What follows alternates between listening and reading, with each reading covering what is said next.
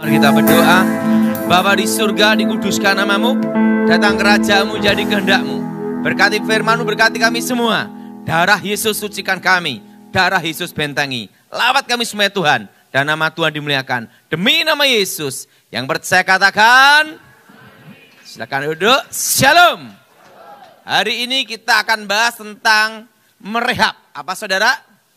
Jadi merehab orang yang habis terkena setan. Untuk ngusir setan itu paling cepat. Tapi ngerehabnya yang perlu waktu. Jadi saudara harus tahu bagaimana cara merehab orang yang terkena kasus kerasukan, kasus terkena guna-guna. Itu cara merehabnya beda-beda. Jadi saudara harus tahu bagaimana cara untuk merehabnya sampai dia sembuh. Amin. Amin. Nah, mari kita buka Alkitab kita saat ini. Di dalam Injil Yohanes, jadi tema hari ini untuk rehab. Apa saudara? Rehab orang yang habis terkena setan. Ngomong sama sebelahnya, kamu keluar dari rehab enggak? Nah, Injil Yohanes pasal 8. Injil Yohanes pasal 8 ayat 30 sampai dengan 35. Injil Yohanes pasal 8 ayat 30 sampai dengan 36, saudara yang ganjil, saya yang genap. Injil Yohanes pasal 8 ayat 30 sampai dengan 36, saudara yang ganjil, saya yang genap. Setelah Yesus mengatakan semuanya itu, banyak orang percaya kepadanya.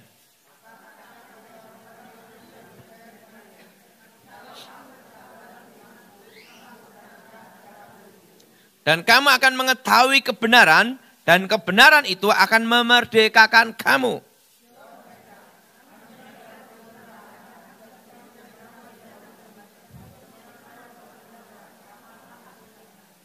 Kata Yesus kepada mereka, aku berkata kepadamu, sesungguhnya setiap orang yang berbuat dosa adalah hamba dosa.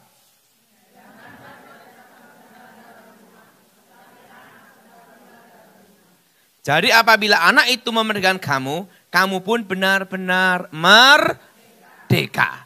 Saudara kasih dalam Tuhan, Alkitab berkata bahwa firman itu yang memerdekakan. Dan firman itu yang memproses hidup seseorang untuk diperbaiki, untuk menjadi sempurna. Amin. Nah, saudara, misalnya kasus kerasukan. Masalah saudara, kasus apa? Mana? Orang kerasukan itu terjadi namanya penekanan syaraf. Apa saudara? Penekanan apa? Syaraf. Orang kerasukan itu roh manusia dibuat tertidur di alam mimpi. Berarti ini berhubungan dengan alam bawah sadar. Yang berhubungan dengan otak kecil. Apa saudara? Makanya orang kalau kesurupan, dikasih obat bius, walaupun kesurupan tetap meledak. Nanti saudara, karena apa? Ini berhubungan dengan otak kecil. Alam bawah apa? Alam bawah sadar. Nah, orang kerasukan itu adalah pengambil alihan. Apa saudara? Dikendalikan tubuhnya, terusan terjadi penekanan syaraf ada di otak kecil. Dan di situ akan terkena namanya alam bawah sadar yang berhalusinasi. Makanya orang kalau kerasukan itu merasa dibawa ke alam lain. Kerajaan, gua, atau di satu tempat. Nah itu berhubungan dengan otak kecil alam bawah sadar. Makanya kalau orang habis kerasukan, begitu sadar, setannya keluar, kepalanya sakit. Ibaratnya sudah dicengkram gini, ini loh. Dicengkram gini, ini ya. Habis dicengkram, lepas. Nah, saudara saya mau tanya. Saudara, tanganmu diikat kencang sekali. Setelah itu dilepas. Begitu lepas, bengkak enggak? Bengkak. Berarti ada sesuatu yang bikin apa? Memar. Betul? Penekanan. Nah, demikian orang kerasukan, itu pada waktu roh itu masuk, itu mencengkram otak kecil. Untuk mengendalikan badannya. Jelas? Jelas? Makanya begitu sadar kepala pusing. Makanya kalau kasus kerasukan habis lepas kepala sakit. Nah setelah lepas tugas kita sebagai hamba Tuhan atau tugas saudara sebagai keluarga harus ada follow up. Karena kalau tidak di follow up ini lama-lama dia jadi sarno. Tahu sarno? Sarape keno. Makanya sering ada kasus kerasukan. Hari ini diusir setannya keluar, tetapi masih berminggu-minggu masih manifestasi. Padahal setannya sudah keluar, tapi itu manifestasi kejiwaan. Ngerti maksud saya? Ngerti maksud saudara? Karena ada pembengkakan ada di otak apa? Kecil. Nah, cirinya apa? Saudara perhatiin, semua orang yang habis diusir setannya keluar, kepalanya pusing. Yang kesurupan. Nah, pertama, dia akan merasakan diikuti terus.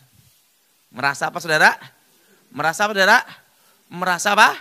Diikuti terus. Karena apa? Dia akan banyak halusinasi. Nah, kadang kalau orang itu tidak ngerti, dikira dia masih kena setan terus. Nah, ini membuat proses penyembuhannya lama. Apa saudara? Proses penyembuhannya apa saudara? Proses penyembuhannya apa? Lama. Ingat saudara, iblis menyamar menyerupai malaikat apa? Terang. Nah, begitu setannya keluar, ingat, dia akan menyamar. Nah, menyamar gimana? Berbagai macam bentuk. Tetapi itu tidak masuk dalam tubuhnya, ada di luar tubuh. Ngerti? Nah, biasanya dia akan sering melihat roh orang mati. Jelas? Jelas? Jelas? Roh apa? Roh orang mati. Bahkan nanti kalau ada acara-acara kematian, dia bisa melihat roh itu keluar dari tubuh. Tapi itu sebenarnya adalah halusinasinya. Nah, jadi ingat. Dan proses ini perlu waktu kira-kira sampai 3-6 bulan. Kalau yang parah bisa 1 tahun. Ingat, orang kalau mukul itu hanya 2 detik. Nyembuhin pukulan bisa mingguan. Betul. Ingat, penekanan apa? Otak kecil. Jelas? Jelas? Nah, ingat, jadi dia harus pertama, kita harus tahu dulu bahwa itu ada gangguan di otaknya ini. Nah, makanya saudara harus tahu, wah ini kasus kerasukan. Nah, makanya ada yang kasus kerasukan sampai berulang-ulang. Padahal dia udah lepas. Nah, itu pentingnya karunia membedakan roh. Ini kena setan atau tidak. Suatu kali ada pembantu pejabat. Itu manifestasi kayak kerasukan. Wah, kayak kerasukan gini-gini. Nah, kerasukan gini-gini. Wah, gini. Sampai teler gini-gini. Wah. Nah, pendetanya doa. Dalam nama Yesus. Dalam nama Yesus. Yang doain tidak satu pendeta, banyak pendeta sampai berminggu-minggu. Nah, ini pentingnya karunia membedakan roh. Nah, saya diminta datang ke tempat pejabat penting itu ya. Dia pejabat pajak di Minerba, batubara. Mineral batubara. Pejabat penting ya. Saya lihat, wah ini bukan kasus kerasukan. Ini kejiwaan. Saya mau tanya, tapi ini juga ada obat juga ini, ada ngobat juga ini. Saya tanya, pembantunya, ini bukan kerasukan, jangan didoain. Itu pentingnya kalau membedakan roh. Memang waktu yang pertama, itu memang dia kerasukan.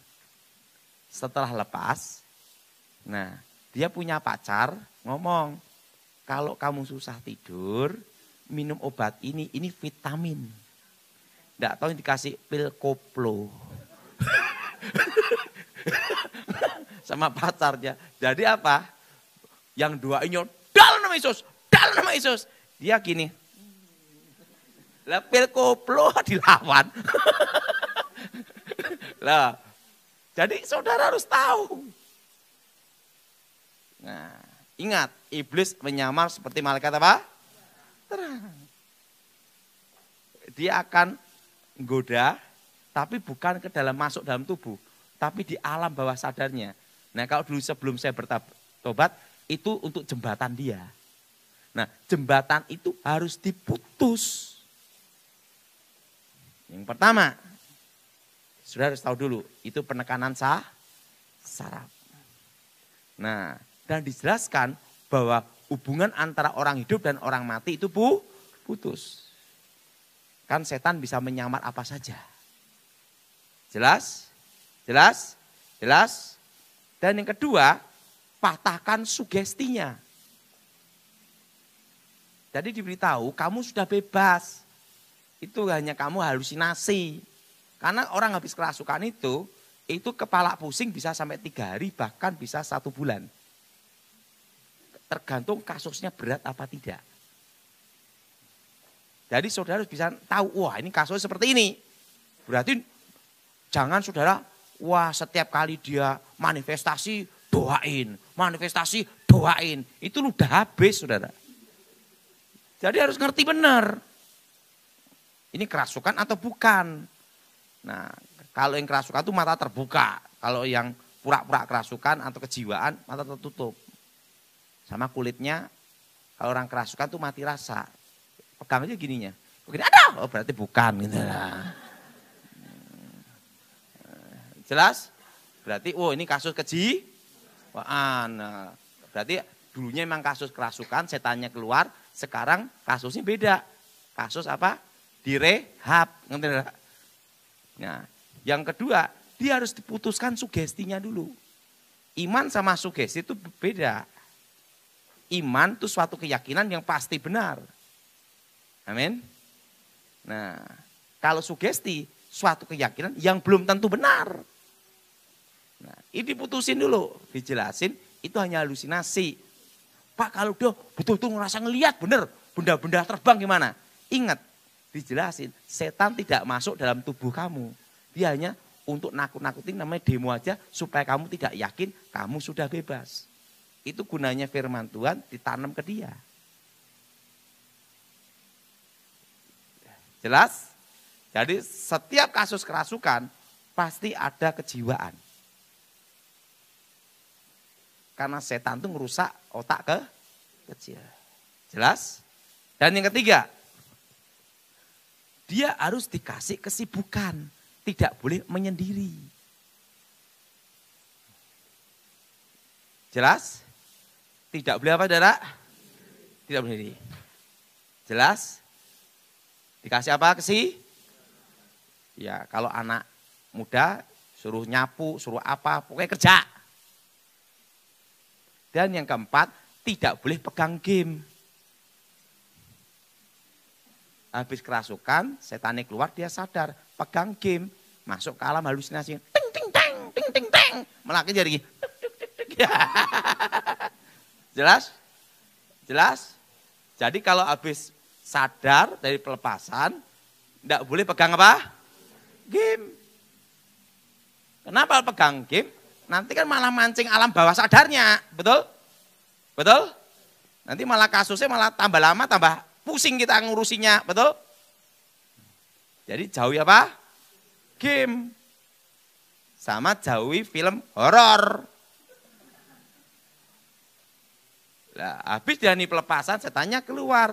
Lihatnya film horor terus. Lah kejiwaannya kok kumat terus, betul enggak? Kapan selesainya? Betul? Betul? Harus ada masa rehab, ini penting sekali. Betul? Ingat, 3 bulan, 6 bulan, sampai 1 tahun. Enggak boleh lihat film horor. Lihat apa? Tom Jerry aja ada. Oke, lihat yang pokoknya yang tidak berbau horor lah gitu, ngerti tidak? Supaya tidak memancing sugestinya. Karena orang yang habis dari pelepasan, orang kerasukan itu, ingat, iblis akan berusaha menyamar. Menjadi malaikat apa? Sekarang kan, akan bantu dia, kebuai apa, gini. Nah, itu saudara. Jelas? Jauhi apa? Game. Kedua apa? Film apa? Ketiga. Horor. Yang keempat, film horor. Nah, habis dirasuk setan. Setannya keluar, lihatnya film horor. Nah, gimana? Bukan masuk lagi. kasusnya tambah lama. Kita yang doain yang capek. Betul? Betul? Karena masa rehab ini penting. 3, 6 sampai maksimal kalau parah 1 tahun. Nah, yang kelima, dia belajar suruh muji menyembah Tuhan. Karena Allah bertahta di atas pujian. Nah, jadi 5 ini pada waktu kasus kerasukan, ingat, setan itu akan mengikat dirinya, namanya sebelum bertobat namanya jembatan. Nah, jembatannya ini sebenarnya berhubungan dengan alam bawah sadar. Ini yang harus diputuskan demi nama Tuhan Yesus. Dan dia harus banyak baca Alkitab. Nah, kalau yang kasus kerasukan gini nih, suruh banyak baca kitab Mazmur. Kitab apa, Saudara? Kitab apa? Mazmur. Sama kitab Amsal. Supaya tidak goblok. Jelas? Jelas? Jelas? Jadi kitab apa? Mazmur. Dan kitab apa? Supaya tidak apa? Nah, jadi dia supaya ngerti. Jelas? Karena kasus pelepasan itu nanti ujung-ujungnya pasti di situ. Habis jadi pelepasan, habis sadar, suruh baca kitab bilangan. Ya mumet. Suruh ngitung terus. Kitab bilangan sama kitab imamat. Ya bingung dia malahan. Betul? Nah, kecuali kalau semua Alkitab harus kita baca. Oke, harus. Tetapi untuk kasus pelepasan ini, jangan yang berat-berat dulu. Apalagi saya, habis dilani pelepasan, matematika aja tidak lulus, gimana mau kita bilangan? Jadi kitab apa adalah Mas? Dan kitab apa? Amsal. 2 kitab ini. Suruh mempelajari betul-betul. Nah, jelas? Nah, terus suruh baca bolak-balik. Bolak-balik. Kalau dia bosan gimana Pak Daud? Nah, kalau seperti ini, hindari kisah-kisah yang berhubungan dengan perang. Kalau di Alkitab ada Raja Daud perang gitu lah. Nah, betul? Nah, itu memang kalau sudah sembuh harus dibaca, betul enggak? Tapi sebelum dia proses penyembuhan ini, supaya dia itu tidak terbawa alam halusinasinya itu loh, saudara. Nah, itu kitab Mazmur, kitab Amsal. Kalau dia mau nambah lagi, ada Injil Yohanes atau Matius. Nah, harus ngerti, Matius, Lukas, gitu saudara. Pokoknya jangan dikasih ini, wah, kitab Wahyu, wah. Berat. Nah, kecuali kita, kalau kita yang normal udah sembuh, kita baca Kejadian sampai Wahyu itu harus. Supaya kita tahu semua kehendak dan rencana Tuhan dalam hidup kita. Betul? Tapi untuk kasus yang seperti ini kan harus ada tahap-tahapnya, saudara. Karena ini berhubungan dengan halusinasi. Jadi kita harus menghindarkan dia dari segala sesuatu yang berhubungan dengan halusinasi. Yang menciptakan halusinasi. Gitu, saudara. Nah, kalau kita tidak bisa merehabnya, melayani pelepasan, ya kasihan harus rank kena gimana. Yang penting itu follow up-nya. Makanya kalau saya biasanya suruh baca kitab apa? Mazmur, kitab Amsal, Injil Yohanes, Matius, Lukas. Suruh baca. Jelas? Nah, sekarang yang kedua. Ini kalau kasus tentang kena guna-guna ilmu pelet. Nah, kalau kasus pasang susuk. Nah, kasus kena apa itu guna-guna ilmu pelet seperti kayak apa namanya itu mens tuh. Ada yang juga pakai merica, kembang atir. Pokoknya intinya ilmu untuk menundukkan lawan jenis. Ilmu guna-guna, ilmu pelet. Nah, ilmu guna-guna, ilmu pelet ini sangat jahat, saudara. Jahatnya kenapa? Pada waktu masuk ke dalam diri seseorang, ingat, begitu masuk ke dalam diri seseorang, ini akan mengubah karakternya 7 kali lipat tambah jahat. Apalagi sebelum kena ilmu pelet, dia sudah ada karakternya dikit-dikit berzina. Begitu kena pelet, dia terfokus hanya sama perempuan itu terus. Nah setelah itu dilepas, setannya kan keluar. Tapi bibit yang ditinggalkan ini, itu kan karakternya jadi sudahan. Itu karakternya jadi tambah kacau. Kalau dulu bibitnya kecil, begitu setannya keluar, udah langsung rusak karakternya, wah jadi bandot kan gitu. Nah cara ngerehabnya gimana? Kan gitu, betul? Betul? Misalnya suaminya kena pelet, guna-guna, oke, lepas. Tapi perlu ingat cara ngerehabnya penting. Karena karakter udah terlanjur dirusak. Segala sesuatu yang dirusak, untuk memperbaiki itu perlu waktu. Nggak bisa langsung sembuh. Enak amat. Kecuali satu, mujizat Tuhan. Amin. Tapi rata-rata kasus ilmu pelet, jadi ingat, makanya saya tuh kalau orang habis kena ilmu pelet, itu harus ada rehabnya, itu penting. Nah, rehabnya gimana? Ingat, orang yang habis kena ilmu pelet, setannya keluar. Ingat, orang kalau selingkuh, pasti kan tukang tipu, betul enggak? Betul? Betul? Nah, setelah kena ilmu pelet, itu 7 kali lipat lebih jahat. Berarti 7 kalinya tukang tipu, betul enggak? Ngerti maksudnya? Ngerti? Lihat sekarang gini. Orang kalau selingkuh pasti sering nipu. Nipu siapa? Nipu istri, nipu anak. Nah, apalagi kena ilmu pelet. 7 kali lipat lebih jahat, bayangin. Begitu setannya keluar, ngerehab karakter yang dirusak ini, bibit yang ada ini, untuk membersihkannya, pertama dengan darah Yesus, kedua harus dengan ada proses. Prosesnya apa? Firman Tuhan. Untuk memangkas bibit-bibit itu supaya hilang. Amin. Dan itu ada caranya. Jadi kalau saudara, terutama ibu-ibu yang suaminya pernah kena guna-guna, engkau jangan lihat suamimu itu sama pada waktu dia belum kena ilmu pelet. Karena kalau sudah kena ilmu pelet sampai hubungan badan, itu akan mengubah karakter 7 kali lipat lebih. Yang jelas satu, pasti tukang tipu jadi 7 kalinya penipu. Itu pasti. Yang kedua, berzina. Dia suka sekali ketagihan hubungan seks gonta-ganti.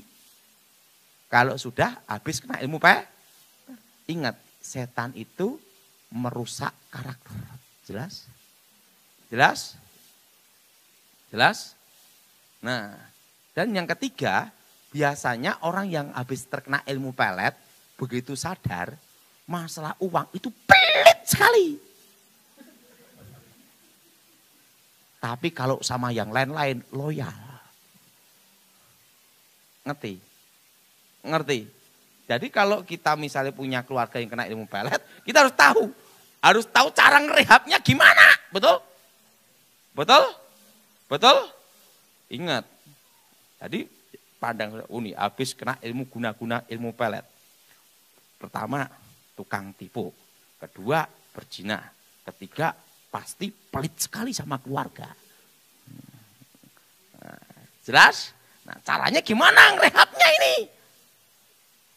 Kalau enggak, ini bisa lebih parah. Kalau dulu kena setan, sekarang jadi karakter kan gitu. Betul? Betul? Nah sekarang untuk inilah saudara datang untuk belajar.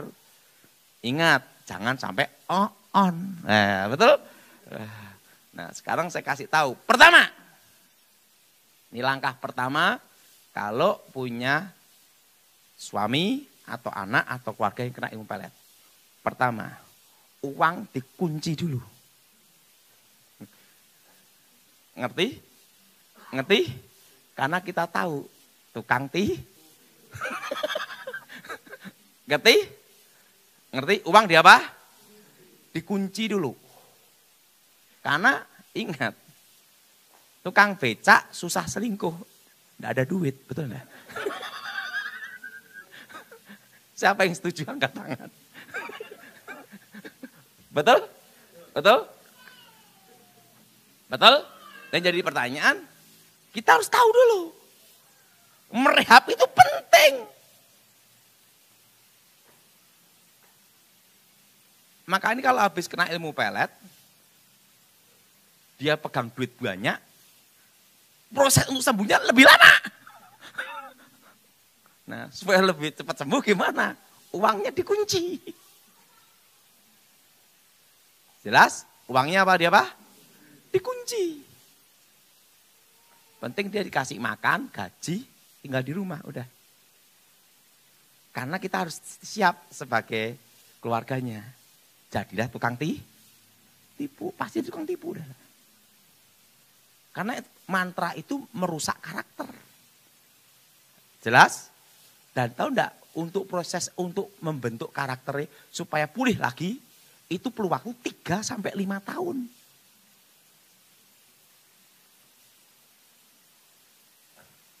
Baru kali ini saya khotbahkan cara ngerehabnya. Biasanya saya enggak ngobahkan ini. Karena tiba-tiba karena banyak sekali kasus, ya harus tak beritahu. Supaya banyak orang bisa merehabnya. Jelas? Jadi uangnya dikunci. Ingat, kelemahan laki-laki itu waktu pegang duit banyak. Betul? Kelemahan perempuan itu pada waktu tidak pegang duit. Betul?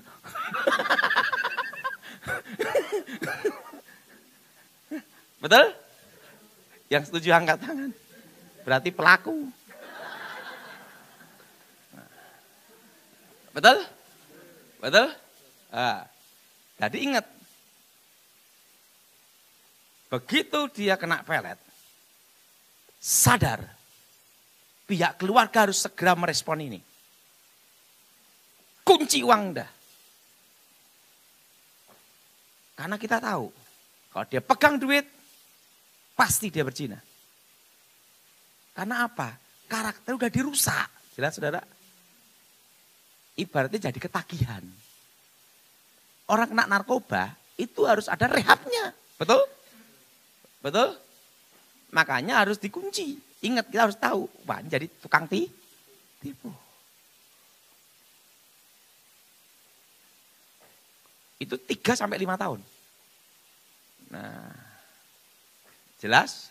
Nanti biasanya pinter ngomong, saya untuk modal, saya mau kerja sendiri, mau ini, bablas. Kok Pak Daud hafal? Kan bekas dukunnya.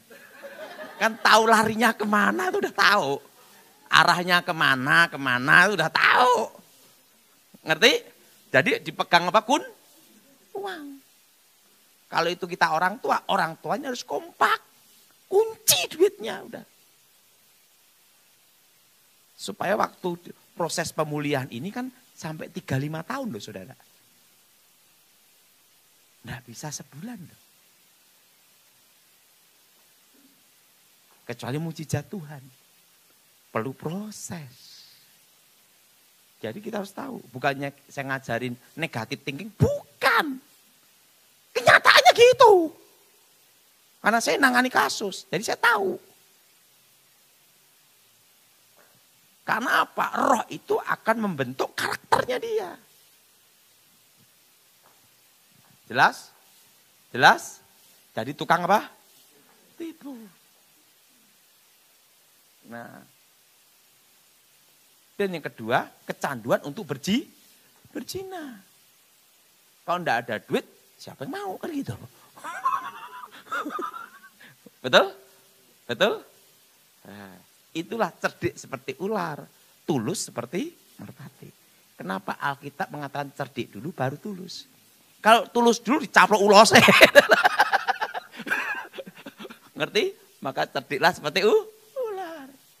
Ya, ingat, pertama kunci apa Kedua, dia ada kecenderungan ketagihan untuk perzinahan, seks.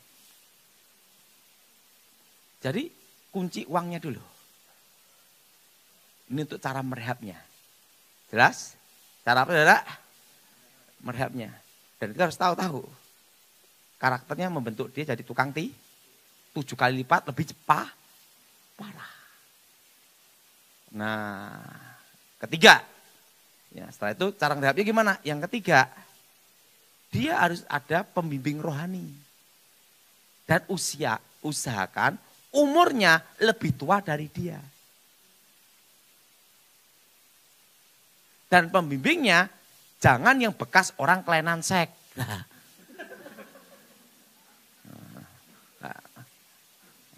Harus pasti laki-laki normal. Kalau perempuan, perempuan normal. Nah,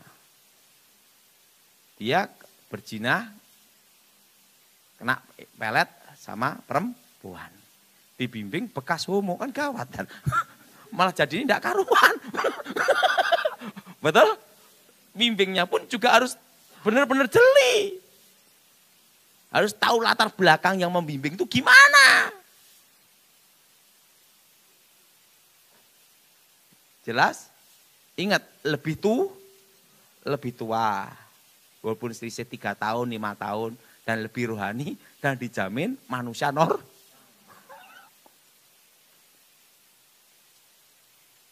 yang kena guna-guna perempuan. Setannya keluar, dia sadar. Sadar kan? Dibimbing sama bekas lesbi, kan lebih parah. Udah ada bibit itu jadi tambah parah. Betul? Yang bimbing pun harus orang normal. Dan tidak boleh ada latar belakang kelainan apa? Seks. Nanti kalau kelainan seks, bukannya tambah parah, habis ketemu ular malah ketemu nogo. Betul enggak? Betul? Betul? Betul? Jadi yang bimbing pun harus betul-betul normal. Dan tidak ada kelainan seks. Oh, hati-hati loh saudara. Karena kalau orang yang kelainan seks, setannya keluar, dia sadar. Tapi kan masih ada proses-proses seperti itu. Betul? Perlu waktu lama juga. Nah, pas dia kumat gimana? Bertobat pun harus ada pembentukan karakter. Itu prosesnya agak lama, betul? Untuk melawannya. Ingat, pertama kunci, kedua apa saudara? Pembimbingan rohani. Di rohaninya lebih tua dan tidak boleh apa? Bekas kelainan apa? Harus orang-orang normal. Jelas? Dan yang keempat, dekatkan dengan anaknya. Karena orang yang habis kena guna-guna, rata-rata suka ngalamun, pikiran kosong, suka mengkayal. Nah, itu dekatkan kemana saudara? Ke anak apa? Anak kandungnya. Supaya dia apa saudara? Tidak ingat yang lagi. Jadi ada bukan. Jelas? Jelas? Ada apa saudara? Jadi adakan family altar. Satu keluarga, suami istri, anak-anak memuji menyembah Tuhan. Supaya waktu Tuhan hadir untuk membentuk karakternya. Pokoknya untuk membimbing orang yang kena ilmu pelet guna-guna minimal 3-5 tahun. Jelas? Dan pembimbingnya harus laki-laki, kalau laki-laki normal, perempuan normal. Jangan bekas. Malah tambah apa? Parah. Nah, setelah itu didekatkan sama anak kandung. Dan dia usahakan dekat dengan orang tuanya. Kenapa dekat dengan orang tuanya? Supaya ada bimbingan. Ingat. Jadi untuk merehab ini mudah atau susah? Yang susahnya apa? Dia diubah jadi tukang tipu ini loh. Kita harus lebih pintar daripada tukang tipunya dia. Betul enggak? Seorang penipu pasti lebih pandai satu tingkat dengan yang ditipu. Buktinya bisa ketipu. Jelas? Jelas? Ya, jadi ingat. Bimbingnya ini perlu apa saudara? Tahap. Jelas? Jelas? Nah, dan yang kelima, orang yang habis kena ilmu pelet guna-guna gini, begitu sadar, usahakan jangan masuk ke dalam tim pelayanan. 5-8 tahun. Kok kenapa gitu Pak? Ingat, kalau dia nanti kecewa, malah tambah berat. Kan pendeta juga masih nginjek tanah, bukan terbang. Nanti dia kecewa, misalnya dia kecewa sama pendetanya, kecewa sama satu timnya. Kan cuma enggak, orang gereja-gerejonan enggak usah gereja-gerejanan, gitu enggak? Malah tambah parah, betul enggak? Lebih baik jadi jemaat biasa dulu. Itu sampai 5-8 tahun. Prosesnya gak lama memang. Habis kena guna-guna, bertobat, wah ingat, dia udah bertobat. Tapi ingat, bibit yang ada itu dihilangkan. Tapi kan masih ada bayangan-bayangannya, betul? Kasihkan waktu bertobat, wah ngakunya bertobat, haleluya, haleluya. Pegang bendahara keuangan, habis itu gereja. Jelas? Karena karakter udah dirusak dulu. Dan kalau megang perusahaan pun dia tidak boleh megang keuangan. Untuk membentuk karakter itu perlu waktu. Untuk merusak karakter seseorang cukup 1 bulan. Betul? Untuk memperbaikinya bertahun-tahun. Untuk nikah, ingat itu mudah. Mempertahankan pernikahan itu perlu iman. Betul? Betul? Betul? Kalau ketemu dapat suami yang baik, haleluya. Nah, suaminya kayak halilintar gimana? Kan perlu iman. Betul? Betul? Betul? Perlu apa Dada? Iman. Jadi ingat, begitu kena ilmu guna-guna pelet, usahakan jangan ikut tim pelayanan. Kalau saya pasti larang, tidak boleh. Karena karakternya belum beres itu. Perlu waktu memulihkan. 5 sampai berapa tahun?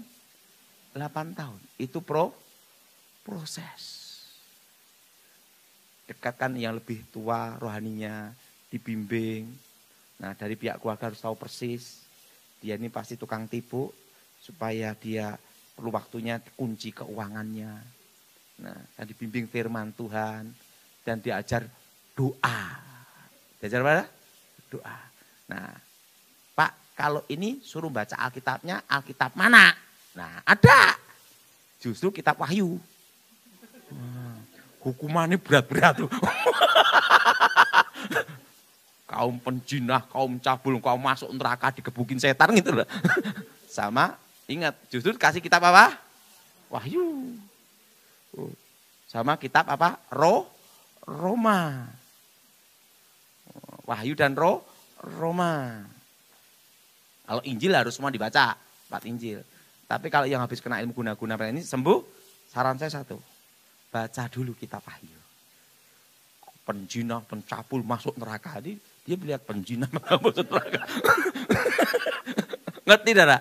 Jadi dia penjinah, pencabul masuk neraka, dibuang habis-habisan, digebukin setiap hari gitu. Jadi biar dia tahu hukuman.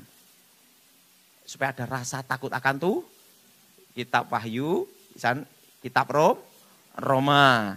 Nah kalau Injil, 4 Injil kanonik. Matius, Lukas, Markus, Yohanes. Baca semua. Nah tapi suruh baca kitab Wahyu. Nah kitab Wahyu jelas. Nah sama apa? Kitab Amsal. Kan banyak sekali nasihat. Sama kitab apa? Pengkhotbah. Sama apa Dada? Jadi itu ada kitab-kitabnya saudara. Nah semua kitab sama, itu kan firman Tuhan. Tapi untuk hal tertentu, ini harusnya dengan ini. Suruh baca, dia renungkan setahun, 2 tahun. Bolak-balik aja. Harus baca Alkitab semua. Nah, proses. Ingat, tapi ingat, kunci uang. Karena kita tahu, dia pasti tukang tipu. Karena bibitnya itu mantra itu menjadi benih mantra, itu tumbuh. Nah tumbuh itu merusak karakter. Nah untuk motong akar-akarnya itu perlu waktu. Makanya iblis itu sering dosa itu kelihatan nikmat tapi menghancurkan. Jelas? Sekarang siapa yang mau tanya? Kenapa kok guna-guna pelet itu waktunya lebih lama? Karena itu tubuh jiwa roh yang dirusak. Nah makanya sampai 5-8 tahun. Proses untuk rehab. Lama enggak saudara? Saya 8 tahun. Nah kalau pelayanan mau terjun silahkan setelah 8 tahun. Supaya betul-betul dewasa imannya, karakternya sudah dibersihkan dengan firman Tuhan dan kuasa darah Yesus. Dibentuk namanya. Oke? Teman tanya.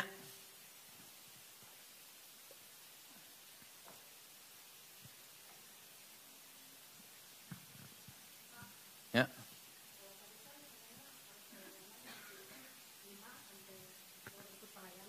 Kalau mau ikut pelayanan. Tapi gimana kalau dia memaksa gitu, ingin, terus nanti tidak diperbolehkan dia kecewa juga.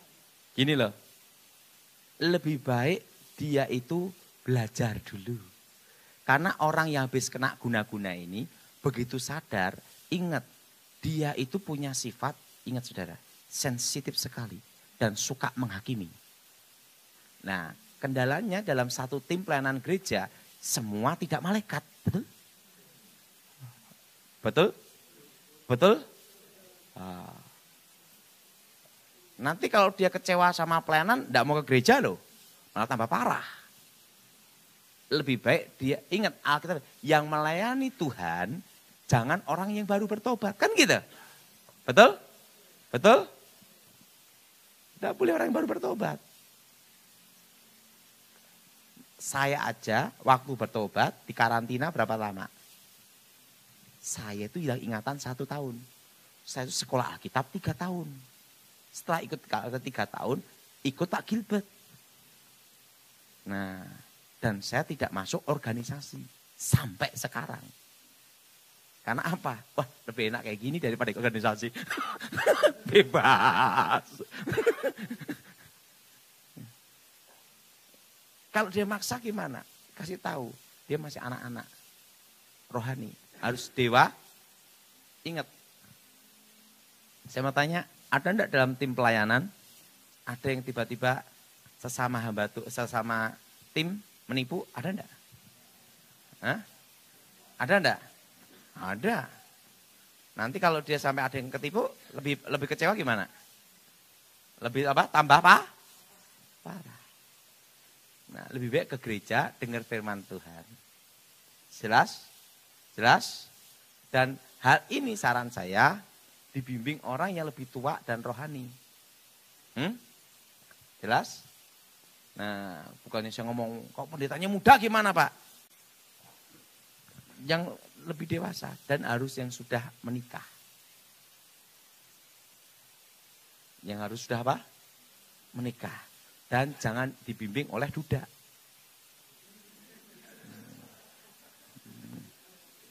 Betul?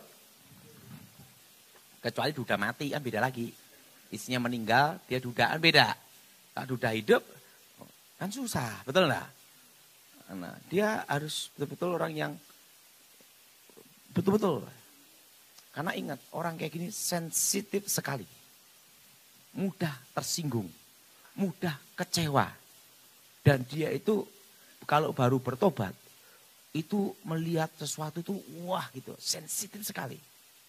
Nah, pokoknya intinya dengarkan panduan saya. 5 sampai berapa tahun? 8 tahun. Kan banyak kasus ya. Dulu bekas non-Kristen bertobat. Begitu bertobat, banyak kesaksian. Kena kasus. Ya kan banyak. Betul? Betul? Karena apa? Buru-buru pelayanan itu harus ada proses pembentukan karakter. Siapa yang setuju angkat tangan? Nggak bisa. Saya aja melayani udah berapa tahun? Ingat ya, saya itu bertobat tahun 93. Langsung saya sekolah Alkitab.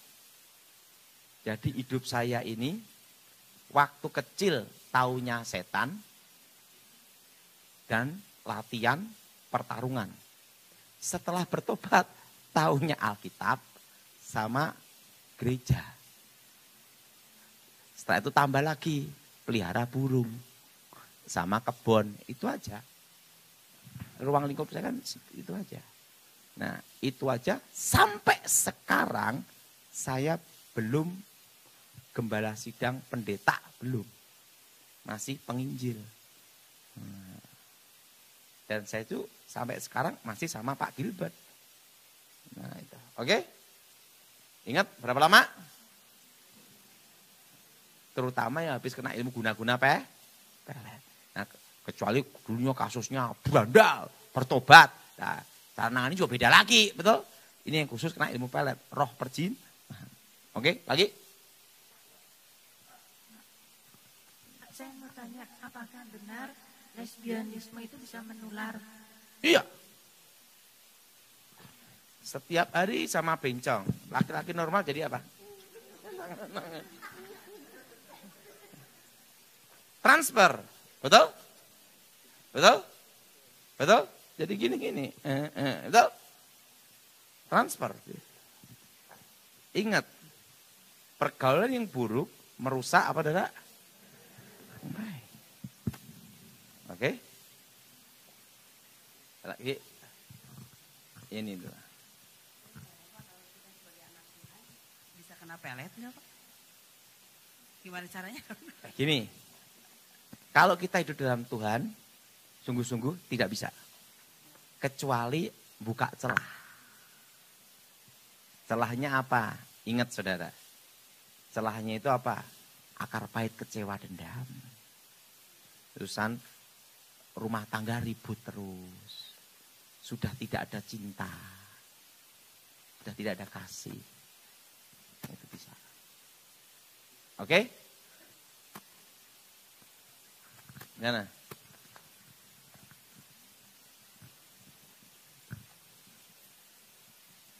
Suami saya tuh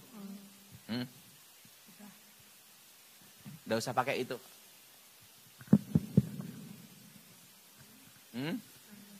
terus udah komanya 3 kali. Apa? Komanya udah koma 3 kali. Stroke 8 kali, koma 3 kali. Belum 10 kan?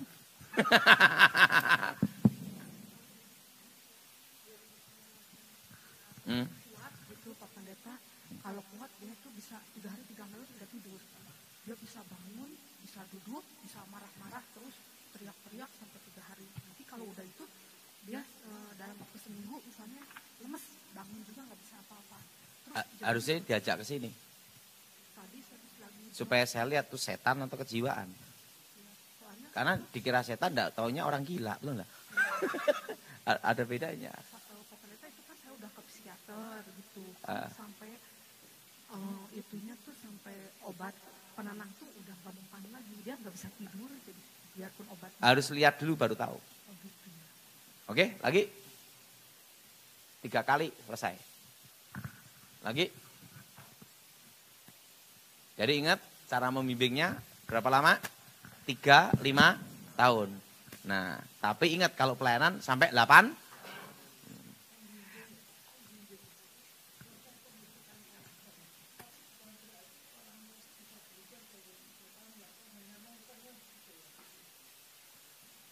Pokok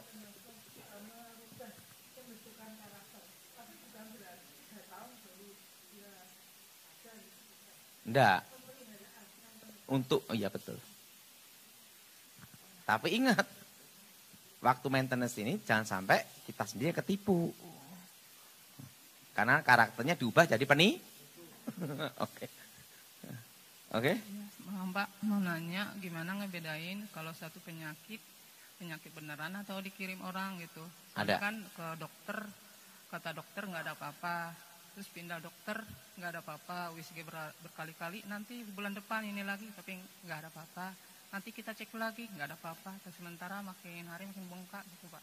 Itu gimana benar kata orang? Gini, Jangan-jangan dikirim orang. Kalau kena santet itu dicek darah tidak ada penyakitnya. Iya, darah udah, USG udah. Kedua, kalau di rongsen udah, tapi katanya nggak ada apa-apa. Kalau tidak ada benda-benda asing, yang berarti kalau itu kena santet pasti ada benda-benda asing. Kayak paku, jarum di situ. Kelihatan, di rongsen kelihatan. Tapi itu enggak sih, cuman kan makin bengkak. Nanti 2 minggu lagi di USG, nanti sebulan lagi, nanti 3 minggu. Tapi hasilnya nggak ada apa-apa semuanya. Udah di ronsen, di USG udah ini. Dan beda dokter, beda rumah sakit, hasilnya seperti itu juga. Tumpang, itu suami apa? Saya. Ibu? Iya. Nah nanti kita doa. Saya lihat ya. Iya. Oke. Ya. Sekali lagi. Makasih Pak.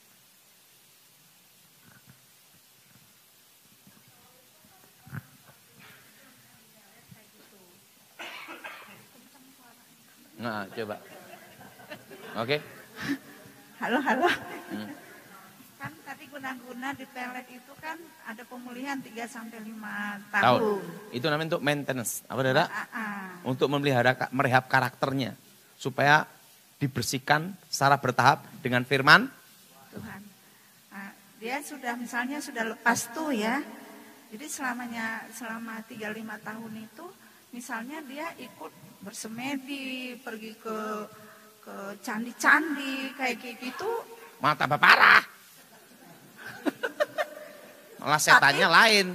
Tapi dia Habis ketemu setan 2 sekarang ketemu setan 5. Tapi dia dibawa orang yang rohani untuk bersemedinya tinggi gitu. Itu malah setan ketemu setan reoni malah. Itu nanti malah dia banyak berhalusinasi. Yang kedua enggak mau kerja, males. Biasanya kebawa ke alam khayalnya di situ. Itu kalau dia yoga juga seperti itu. Sama, enggak boleh. Nggak boleh. Enggak boleh. Lebih baik olahraga paling bagus apa? Jalan kaki. Yang kedua renang. Dan yang ketiga suka tertawa. Nah itu aja. Mari bangkit berdiri saat ini.